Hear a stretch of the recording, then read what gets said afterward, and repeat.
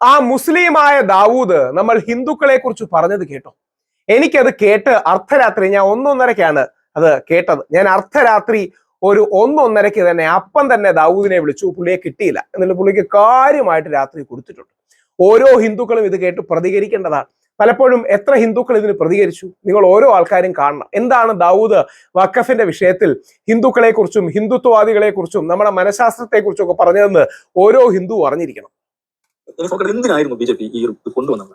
എന്തിനാണ് നിയമം? അതിനെക്കുറിച്ച് കിരൺ റിജിജു പാർലമെന്റ് പ്രസംഗത്തിൽ പറയുന്നതാണ്. നമ്മൾ വഖഫ് പ്രോപ്പർട്ടി പിന്നെ ഒന്നും ആദായം കിട്ടുന്നില്ല, അത് മുസ്ലിം സമുദായത്തിന്റെ വികസനത്തിന് വേണ്ടി ഉപയോഗിക്കുന്നില്ല, അതിന് വികസനം ഉണ്ടാകുന്നത് പറഞ്ഞാൽ പോലും പ്രസംഗിക്കുന്നത്. അത് കാണുന്ന കാര്യം മുസ്ലിം സമുദായത്തിന്റെ വികസനത്തിന് വഖഫ് പ്രോപ്പർട്ടി വേണ്ട ഉപയോഗപ്പെടുത്തപ്പെടുന്നില്ല, അതുകൊണ്ട് ഇതൊരു അമെന്റ്മെന്റ് വേണം എന്ന് ഏതെങ്കിലും ഒരു മുസ്ലിം സംഘടന ഇതുവരെ ആവശ്യപ്പെട്ടിട്ടില്ല. പക്ഷെ അതേക്കാൾ രസകരമായ കാര്യം 2 ദിവസം മുമ്പ് നമ്മുടെ പ്രധാനമന്ത്രി പറഞ്ഞ കാര്യമാണ് വഖഫ് ബിൽ വന്നതോടുകൂടി മുസ്ലിം സമുദായത്തിലെ വിധവകൾക്ക് ഭയങ്കര ആശ്വാസം.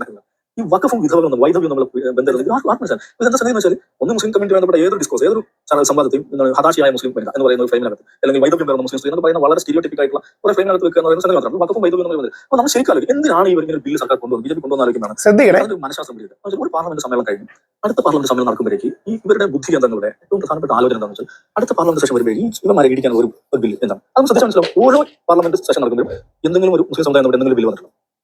അപ്പോൾ ഒരു പാർലമെന്റ് സമ്മേളനങ്ങളുടെ ഇടവേളകളിൽ ഉള്ള ഇവരുടെ ആലോചന എന്താ പറയുക, മറ്റൊരു പണി കൊടുക്കാൻ പറ്റുന്ന നിയമം ഉണ്ടാകും. ഇതിങ്ങനെ ആവർത്തിച്ചുകൊണ്ടിരിക്കുകയാണ്. അപ്പോൾ കഴിഞ്ഞ കാശ്മീർ ആണെങ്കിലും മുതലേക്കാണെങ്കിൽ ഓരോ സമയത്തും ഓരോ നിയമം കൊണ്ടുവരും. അതിലൊരു തരം ഒരു ആത്മരതി കണ്ടെത്തുന്ന അവസ്ഥ, അത് അങ്ങനെ ആത്മരതി കണ്ടെത്തുന്ന ഒരു വലിയൊരു വിഭാഗം. ആ വാക്ക് ശ്രദ്ധിച്ചോണേ, ആത്മരതി.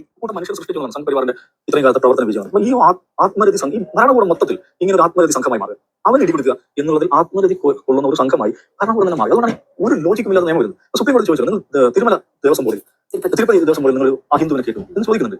വളരെ ലോജിക്കലായിട്ട് ചോദ്യം, ആർക്കും എളുപ്പം തോന്നാം. ഇപ്പൊ മുസ്ലിങ്ങളുടെ അവരുടെ മതപരമായ കാര്യങ്ങൾക്ക് വേണ്ടി ഉള്ള സ്വത്തുക്കളുടെ നടത്തിപ്പിൽ മിനിമം 4 നോൺ മുസ്ലിംസ് ഉണ്ടായിരിക്കണം. നോൺ മുസ്ലിംസ് ആകാമെന്നല്ല, മിനിമം 4 പേർ ഉണ്ടായിരിക്കണം എന്ന് വ്യവസ്ഥ ചെയ്യുന്ന ഒരു ബില്ല് പാർലമെന്റിൽ ഇത്രയധികം നേരം ചർച്ച ചെയ്ത് ആക്ട് ചെയ്യാൻ പറഞ്ഞാൽ സാമാന്യ ബുദ്ധിയുള്ളതാണ്. അതിനെക്കുറിച്ച് ചോദിക്കില്ല. പക്ഷേ ഇവരതിനെക്കുറിച്ച് ആലോചിക്കുന്നില്ല. ഇങ്ങനെ എന്തുകൊണ്ട് ഞാൻ 3C എന്ന് പറയുന്ന വകുപ്പ് ലോകത്ത് എവിടെയുമുള്ള ബേസിക് പ്രിൻസിപ്പിൾസ് ഓഫ് ലോ ഉണ്ട്, ലീഗൽ പ്രാക്ടീസിന്റെ അടിസ്ഥാന തത്വങ്ങളുണ്ട്, അതിന് വിരുദ്ധമായി ഓപ്പൺ ചെയ്യുന്നത്. പക്ഷേ ഇങ്ങനെ ചെയ്യുന്നതെന്ന് വെച്ചാൽ ഇത് ഈ ഒരു മനോഘടനയിൽ ജീവിക്കുന്നവരെ വളർത്തിയെടുത്തോളം ഒരു സംഘപ്രവർത്തനം സംബന്ധിച്ചിടത്തോളം അവർ രാവിലെ എഴുന്നേറ്റ് എന്താ അവരുടെ ജോലി? അവർ വാട്സ്ആപ്പ് തുറക്കുകയാണ്. കാമുകിയുടെ ഒരു മെസ്സേജ് വരുമ്പോൾ ഒരു കാമുകൻ ഉണ്ടാകുന്ന ആനന്ദം പോലെ അവർ ആനന്ദം കൊള്ളുന്നത് എന്താണ്?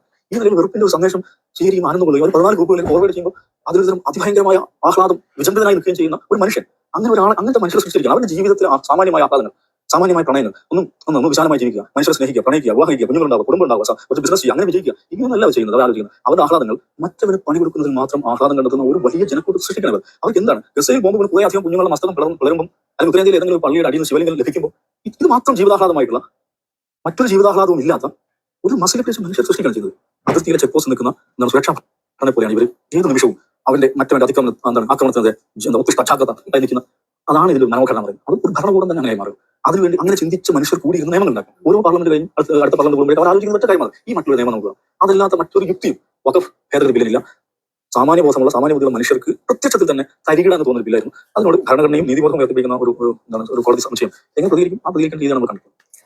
അതായത് ഈ ബില്ല് കൊണ്ടുവന്നതിന് സാമാന്യ ബോധവും ബുദ്ധിയും ഇല്ല, ഏതെങ്കിലും രീതിയിൽ മറ്റവന് പണി കൊടുക്കണം, അതിനു വേണ്ടിയിട്ടാണ് ഈ ബില്ല് കൊണ്ടുവന്നതെന്നാണ് ദാവൂദ് പറയുന്നത്. എന്താ നിങ്ങളുടെ അഭിപ്രായം? യഥാർത്ഥത്തിൽ വ്യക്തിപരമായി ഹിന്ദുക്കളെയും ഈ ഹിന്ദുത്വവാദികളൊക്കെ അധിക്ഷേപിക്കുകയല്ലേ? വ്യക്തിപരമായി ഇവന് ജീവിതത്തിൽ വേറെ ഒരു ആനന്ദവുമില്ല, പ്രണയമില്ല, സന്തോഷമില്ല, കുട്ടികളില്ല, കുടുംബമില്ല, അല്ലെങ്കിൽ അത്തരം കാര്യങ്ങൾക്കുള്ള താല്പര്യങ്ങളെക്കാൾ കൂടുതൽ ആർക്കെങ്കിലും പണി കൊടുക്കുക എന്നൊരു മനോഭാവം വെച്ചാണ് ഇവർ ജീവിക്കുന്നതെന്ന് ദാവൂദ് പറയുന്നത് നമ്മളെ വ്യക്തിപരമായി അധിക്ഷേപിക്കുകയല്ലേ? നിങ്ങൾക്ക് അങ്ങനെ തോന്നുന്നുണ്ടോ? എന്നാൽ അങ്ങനെ തോന്നരുത്. ദാവൂദ് പറഞ്ഞത് അക്ഷരം പ്രതി ശരിയാണ്.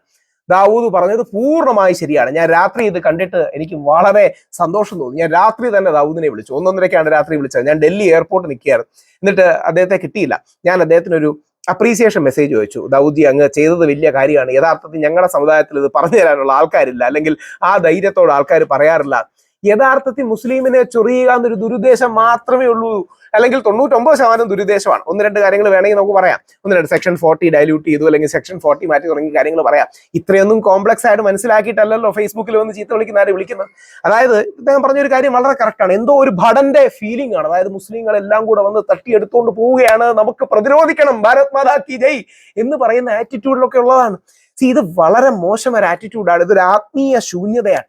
ദാവൂദ് പറഞ്ഞതിനോട് 99% ഞാൻ യോജിക്കുന്നു. എന്താ 1% യോജിക്കുന്നതെന്ന് കൂടെ പറയാം.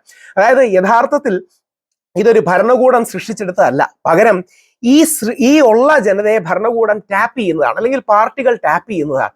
അതായത് ഏതെങ്കിലും രീതിയിൽ ഒരു അപരത്വം ഉണ്ടാക്കി ആ അപരത്വത്തെ ആക്രമിച്ച് അതറിനെ ആക്രമിച്ച് അതിൽ ആത്മരതി കിട്ടുന്ന ഒരു മനോഭാവം ശ്രീ ദാവൂദ് പറഞ്ഞത്, മീഡിയ വണ്ണിൽ പറഞ്ഞത് അക്ഷരം പ്രതി ശരിയാണ്. നമ്മൾ ചിന്തിക്കേണ്ടതാണ്. അതിന്റെ ഏറ്റവും വലിയ തെളിവാണ് ഇന്ത്യയിലെ എല്ലാ പെൺകുട്ടികളുടെയും കെട്ടുപ്രായം 21 വയസ്സാക്കണമെന്നൊരു ബില്ല് കൊണ്ടുവന്നു. വളരെ ചെറിയ എതിർപ്പേ ഉണ്ടായിട്ടുണ്ടായിരുന്നു. 18 വയസ്സുള്ള കുട്ടികൾ കല്യാണം കഴിക്കുമ്പോൾ അവർക്ക് പ്രഗ്നന്റ് ആവുന്നതിൽ പ്രശ്നം ഉണ്ടാകുന്നു, അങ്ങനെ കുട്ടികൾ മരിക്കുന്നു എന്നൊക്കെ പറഞ്ഞ് തെള്ളി കൊണ്ടുവന്നതാണ്. വലിയ കാര്യമായിട്ട് എതിർപ്പൊന്നും ഉണ്ടായില്ല. ഈ പറയുന്ന മന്ത്രിമാരടക്കം കഴിഞ്ഞ ലോകസഭയുടെ കാലത്താണ് കൊണ്ടുവന്നത്. ആ ലോകസഭ തീരുന്നത് വരെ ബില്ല് ഫോളോ അപ്പ് ചെയ്ത് നിയമം പോലും ആക്കിയില്ല. അതായത് ഇന്ത്യയിൽ ഏറ്റവും യങ് പ്രായത്തിൽ കല്യാണം കഴിക്കുന്നത് മുസ്ലിങ്ങളാണ്. ആ മുസ്ലിങ്ങൾ കല്യാണം കഴിക്കുമ്പോൾ ആ കല്യാണം കഴിക്കുന്നത് തടയാൻ ഞങ്ങൾ എന്തെങ്കിലും ചെയ്തു എന്ന് പാവപ്പെട്ട ഹിന്ദുക്കളെ തെറ്റിദ്ധരിപ്പിക്കാൻ വേണ്ടി ചെയ്യുന്നതാണ്. യഥാർത്ഥത്തിൽ ഇത് മുസ്ലിങ്ങൾക്കല്ല, ഹിന്ദുക്കളെ തെറ്റിദ്ധരിപ്പിക്കാനാണ്. ഞങ്ങൾ എന്തോ ഹിന്ദുക്കൾക്ക് വേണ്ടി ചെയ്തു എന്ന് തെറ്റിദ്ധരിപ്പിക്കാനുള്ള ലൊട്ടിലൊടുക്ക് നമ്പറുകളാണ് ഇത് വരുന്നത്. നമ്മുടെ ഒരു ആത്മീയ ശൂന്യതയെന്ന്, അതായത് ക്രിസ്ത്യാനികൾക്ക് ഞായറാഴ്ചയും മുസ്ലിങ്ങൾക്ക് വെള്ളിയാഴ്ചയും ഉള്ളതുപോലെ നമ്മൾ ഹിന്ദുക്കൾക്ക് ഒരു ഐക്യത്തിനും ഒരുമയ്ക്കും യോജിപ്പിനും സ്പേസ് ഇല്ല. അപ്പൊ എപ്പോഴും അപ്പുറത്തൊരു ശത്രു ഉണ്ടെന്ന് പറയണം. മലപ്പുറത്ത് നമുക്ക് വെള്ളം കിട്ടുന്നില്ലെന്ന് പറയണം. മലപ്പുറം വേറൊരു രാജ്യമാണെന്ന് പറയണം. ഇങ്ങനെ കള്ളം പറഞ്ഞ് നമ്മളെ ആവേശത്തിലാഴ്ത്താനാണ് തുപ്പൽ ജിഹാദ്, തുമ്മൽ ജിഹാദ്, ഹലാൽ ജിഹാദ്, തുള്ളിമരുന്ന് ജിഹാദ്. ഈ കള്ളം പറയുമ്പോൾ നമുക്കൊരു മടി വരൂലേ? എത്രയെന്ന് പറഞ്ഞാണ് ഈ അതിശോക്തിയും കള്ളവും പറയുന്നത്? അപ്പൊ യഥാർത്ഥത്തിൽ നമ്മുടെ യഥാർത്ഥ പ്രശ്നങ്ങൾ, നമ്മൾ ഹിന്ദുക്കളുടെ യഥാർത്ഥ പ്രശ്നങ്ങൾ, നമ്മുടെ ഇടയിലെ ആത്മഹത്യ, മദ്യപാനം, മയക്കുമരുന്ന്, കുടുംബഛിദ്രം, ജനസംഖ്യ തകരുന്നു, കാശില്ല, ഐക്യമില്ല, സപ്പോർട്ട് ചെയ്യാൻ ആൾക്കാരില്ല തുടങ്ങിയ കാര്യങ്ങളാണ്. അതെല്ലാം മാറ്റി ഇത്തരത്തിലുള്ള ഈ ഇല്ലാത്ത പ്രശ്നങ്ങളുടെ നമ്മുടെ തലയിൽ എടുത്ത് വെപ്പിക്കാൻ വേണ്ടിയാണ് ചെയ്യുന്നത്. യഥാർത്ഥത്തിൽ ഇത് തന്നെ പലരും ചെയ്യുന്ന ഇതാണ്. അതായത് തലേ ദിവസം വരെ നിന്നിട്ട് മുസ്ലിങ്ങൾ പാകിസ്ഥാനിലോട്ട് പോകണം, അല്ലെങ്കിൽ മുസ്ലിങ്ങളെ ചീത്ത വിളിക്കുക, മുസ്ലിങ്ങൾ വളരെ മോശമാണ്, അടിസ്ഥാനപരമായിട്ട് നല്ലതല്ലെന്നൊക്കെ പറഞ്ഞിട്ട് അടുത്ത ദിവസം വന്നിട്ട് മുസ്ലിങ്ങളെയും കൂടെ രക്ഷിക്കാൻ വേണ്ടിയാണ് വഖഫ് എന്നൊക്കെ പറയുന്നതിനൊരു ഉളുപ്പില്ലായ്മ ഇല്ലേ? ആലോചിച്ച് നോക്കുക. ഈ ഉളുപ്പില്ലായ്മ എന്നൊരു പ്രശ്നമില്ലേ? അപ്പൊ യഥാർത്ഥത്തിൽ ഇതൊന്നുമല്ല നമ്മുടെ പ്രശ്നം. നമ്മുടെ പ്രശ്നം നമ്മുടെ ഉള്ളിലെ പ്രശ്നമാണ്. ദാവൂദ് അടക്കമുള്ള മികച്ച മാധ്യമ പ്രവർത്തകർ ഇത് ചൂണ്ടിക്കാട്ടുന്നുണ്ട്. ഇത് എത്രയോ വർഷങ്ങളാണ് ഞാൻ ചൂണ്ടിക്കാട്ടുന്നതാണ്. എന്നോട് അതിന് ചൂടായിട്ട് ഹിന്ദുത്വവാദികൾ, തീവ്ര ഹിന്ദുത്വവാദികൾ ചൂടായിട്ട് കാര്യമൊന്നുമില്ല. ഈ പറയുന്ന സത്യമാണ്. യഥാർത്ഥത്തിൽ നിങ്ങൾ സമയം കളയുവാണ്. അതായത് മുസ്ലിം വിരോധത്തിന്റെ പേര് നിങ്ങൾ സമയം കളയുവാണ്. മലപ്പുറത്തിന്റെ പേര് സമയം കളയുകയാണ്. പത്തനംതിട്ട ശ്രദ്ധിക്കുക, നമ്മുടെ വീട് കത്തുകയാണ്, നമ്മുടെ വീട് തകരുകയാണ്, നമ്മുടെ ജനസംഖ്യ കുറയുകയാണ്, നമ്മുടെ ഇടയിൽ ജനിക്കുന്ന കുട്ടികളുടെ എണ്ണം കുറയുകയാണ്, നമ്മുടെ ഇടയിൽ ആൾക്കാർ സപ്പോർട്ടില്ലാതെ ആത്മഹത്യയും മദ്യപാനത്തിലും വീണു പോവുകയാണ്. ഇല്ലാത്ത പ്രശ്നങ്ങളുടെ പേരിൽ പോവരുത്.